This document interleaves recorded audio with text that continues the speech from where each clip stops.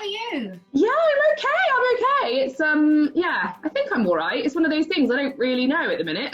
Yeah, I'm really finding without a job or the outside world, I can fit so many more mood swings into a day. That's so true. That's so true. So where are you in the world? Where are you? I'm in Brighton. This is the tidy portion of my kitchen. This is where I've got everything that was everywhere else. Yeah, like it. Yeah. And what for people who don't know you, who are you? What do you do? What do you mean people that don't know me? Am I not the few, like the 2 or 3 people who don't know who you are? I used to be a stand-up comedian. I'm now a in my house comedian who is driving my husband insane. Because the thing is, he's very chill. He's very relaxed, and I'm not. Like, I'm a really frantic, anxious person. So at the moment, he's taken to just applauding things I do to try and get me to calm down. So bring him a cup of tea, and he's like, "Oh, babe, yeah." I'm like, "Oh yeah, clapping. I love clapping." You have mental health. I don't want to say issues. I hate that word. You have mental health. I don't know. What would you say? I like using all the words you're not meant to use. I like saying I'm crazy. I just find that. So Laura, you're crazy. How do you deal with that in these times? Well, I'm going back on the medication. I think that's a good thing to just acknowledge that. Do you know what? Like, I had a lot of therapy a few years ago, and I did CBT, and they basically break all your fears down and go, well, is this a worry or a what if? Like, all these different types of worries. And I basically phoned the GP this morning and went, like, everything that was a what if worry has come true. Society's collapsed, and I'm scared of my loved ones dying, but it's not really just my imagination anymore. It's just a thing that's happening. So can I please have the pills back? So I'm doing that. I'm trying to be easy on myself. I'm trying to let it be all right that I'm sad about things. And to be honest, at the minute, there's so much going on, so much crazy, like, negativity going on, that it's okay just to wallow in it a little bit and just think, you know, it's okay. You don't have to be constantly positive all the time. Otherwise you will, you know, spontaneously combust at some point. Yeah. I think if I end up reading like the BBC Live about all the coronavirus, and then by the end of it I'm like, oh my gosh, I just want to go and hide in a little box in the corner and not get out until this is all over. Yeah, I think you have to break it down into what can I do to help, and I've reconciled with myself the best thing I can do to help is to stay in my house, and the other skill set I have is to make staying in people's houses more enjoyable for other people. That is all I'm trained to do. So that is why you're here with me today, which is very exciting. So we've got to talk about your Jurgen Klopp tweet. that went viral. You tell me about that, because it was so brilliant. So I'd just got an overnight train up to Glasgow, and so I just started tweeting, because I'd noticed Klopp a few weeks ago, because he'd put out this statement. He got asked what he thought about Corona in a press conference, and he went, "I'm not qualified to talk about it, so I'm not going to." And I was like, oh, I like this man. Who is this? Oh, I wish more people didn't talk about things they didn't know anything about. It'd be amazing, wouldn't it? So I just started doing these tweets, and I sort of, like, the people that were awake when I was doing them, we were having a bit of a laugh and stuff, and I went to bed and I was like, oh, I might write some more of these in the morning if we feel like we're still scared when we wake up. I think because everybody was glued to the news and Twitter that day, and this was nothing to do with that really, but was a reaction to it. People just started going like, oh yeah, wouldn't he be great? And we sort of ended up building this little world where Klopp is the most sensible, sensitive man and is the perfect husband. Because it was, I think the one that really got me was when you said that you wanted him to be your dad and your husband at the same time. Husdad, yeah. Husdad is the new word I've invented, where it's the husdad we all require. You want someone with boundaries. I think it's because of our politicians for ages have been like, hey, I'll say anything if it gets your vote. And actually, it's like, we want boundaries. We want to be told what's sensible. We want you to have our best interests at heart instead of being like just in it for your own career. My top isolation tips are to be nice to yourself and to if you're struggling with feeling overwhelmed with things, the thing I really learned that was helpful was to learn what actually distracts you. Don't assume that what distracts other people works for you. So I know about myself that television doesn't distract me. I sit there with the TV on, still stewing over all the things that are stressing me out. So I don't watch TV if I'm looking to be distracted. So that's a thing that can be really helpful. Doesn't matter how legit you think it is. I've been playing an absolute buttload of Sims. And I know I'm 33 and probably should have stopped playing Sims a long time ago, but it distracts me because it's interactive, but it's also a bit mindless, so it doesn't wear me out, but it does involve my brain a bit, or doing a puzzle or a crossword or something like that. But and what is it that you've asked me to show you? Well, I'd like to know how to ice a cake really nicely, because I like baking and I'm not bad at it, but my icing tends to always have a bit of a amateur look to it. Yeah, I don't have one of those DJ cake things. I've got that. So, yeah. So would you go on Celebrity Bake Off if they asked you? Oh my God, I feel like it's my dream to do that. Yeah. I can't even cut bread. This is going to be so wonky.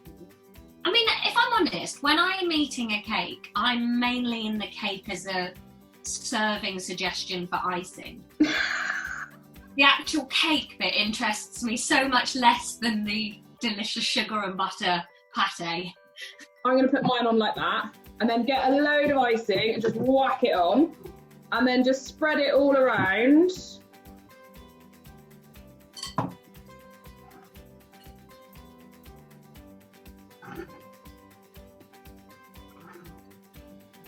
So you've got a nice thick layer. Oh no. Steady. Yeah. That'll do. Lovely. Got more of this on the plate than on the cake so far. Oh, Prue would tell you off. She gets very cross if you've got a dirty serving plate. Does she? Was Paul really nice? He is a nice guy. He's very intimidating, but I think that's kind of part of his character. But yeah, who would you rather snog, Paul or Noel? Oh, Paul. Really? I thought you'd be a Noel girl. Oh, don't get me wrong. I wouldn't. My husband's in the other room. I would turn both of them down because I'm very happily married. But Paul's got that distant thing that always makes me go, why doesn't he care what people think of him? I think I've got a fundamental disconnect from people that don't need adoration and approval. I'm like, what? What keeps you going? I don't understand. Is it because he's got the hus dad thing going on as well? Yeah, maybe. He's quite stern, isn't he? I think I like people that really set boundaries, whereas Noel's lovely. I met Noel doing roast battle at the end of last year. Right, okay, so got our cake like that. Now, if you take the other bit of cake and turn it upside down so that the bottom's on the top, that's it. Okay. And then put it on top of your icing. So just give it a little push down so it settles on. That's it. And then we're going to get even more icing and shove that all over it. Right. That's the technical term, shove it all over. I tend to dollop it on the top and work it down. Okay. That's my way of doing it. I've immediately got crumbs all through my icing. Is that bad? That's okay. It might be that your icing's just a bit stiff. Lovely. Oh, hey, Captain. I have that effect on icing. Mine's a bit floppy. I clearly have that effect on icing. Basically, if you kind of work it round to the edge and then kind of push it over the sides and then use your palette knife or knife, whatever you're using, just to kind of tuck it in around the edge. Yeah, see mine, I think I've made mine a bit too sloppy. Yeah, I'm not going to lie. I'm mainly just shearing cake off now and smearing it. This is grittier than I would like. This Mate, this is dreadful. No, you got it. Come on, you can do this, Laura. I'm not. How is yours looking like that? How have you done that? Oh, bloody hell. I think yours looks lovely, Laura. Should have been softer, shouldn't it? So that how maybe, I mean, that's my fault. I should have told you to go softer on the icing. Yeah. What I do is I beat the butter with a whisk for a good few minutes, and then I dropped my spatula. And then I add the icing sugar, and then beat it with the paddle attachment. Like that. Oh God, this is awful. Yeah, it's going to be a whole different world on the other side of this. Briony, what is happening? It's not even getting more covered. I'm just moving it around. That looks horrible. I think it looks lovely. I don't think it looks lovely. You're lying. It looks great. Lie to you. It's got a hole in it. Where's... Oh. Right, I use this to get it really smooth in the end. Have you got like a credit card or something you could use? Well, I might have a bread smusher. Okay, tell you what we're going to do. We're going to use this Debenhams Beauty card, as there's no need for beauty anymore because we live in boxes. I know. Hey, I put on some makeup for you. Yeah, I too. Oh no. So what you want to do is you want to hold it so that you're holding it against the cake on the side. That's it. And then kind of pull the plate round and push it into the side. So that's it. So it will scrape some off, but it should leave you with quite a smooth edge. That's the other thing on Bake Off, isn't it? You've just got space. They should do a series of Bake Off where it's not in a tent, where you're in a tiny flat in a city centre. Yeah. You've got this. See, that looks better. This is a good trick, this is. So if you had more icing, I'd say what you could do is you could use this as your crumb coat. So you could do this, get it as smooth as you can, put it in the fridge for a couple of hours, then get it out and do exactly the same again with more icing, and then you end up with an even smoother. Okay. So yours looks like mine now, let's see, you've got the same effect going on. I love your optimism, but babe, if you think those look like the same cake, your webcam is absolute dog shit. This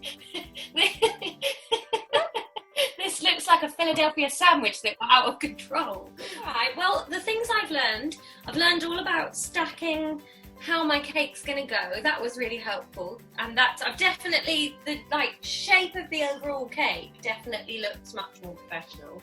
I reckon I've learned to blitz my butter before I add the sugar, and probably to do more icing to a cake of this size. That's been good to learn. And then this is never going back in my wallet now. That's going in the utensil drawer. Amazing. Thank you. I'm going to eat this and then we don't have to look at it anymore. Well, I hope the rest of quarantine treats you well, my love, and keep going on Twitter because you are hilarious and you brighten up my day when you tweet. So tell us again how we can follow you. You can find me on Twitter. I am at Laura Lexx, LauraLexx, and on Instagram I'm at LexLaura. So just invert that. I'm also on YouTube, so every night at 8 o'clock we're reading a book together in a little book club. That's really lovely. And if you can't come live at 8, the chapters are left up so you can catch up at your own leisure. So yeah, there's lots of fun things if you just need a bit of company. Oh, that's great. Thank you so much, Laura, and take care and enjoy your cake. Thank you. Enjoy yours.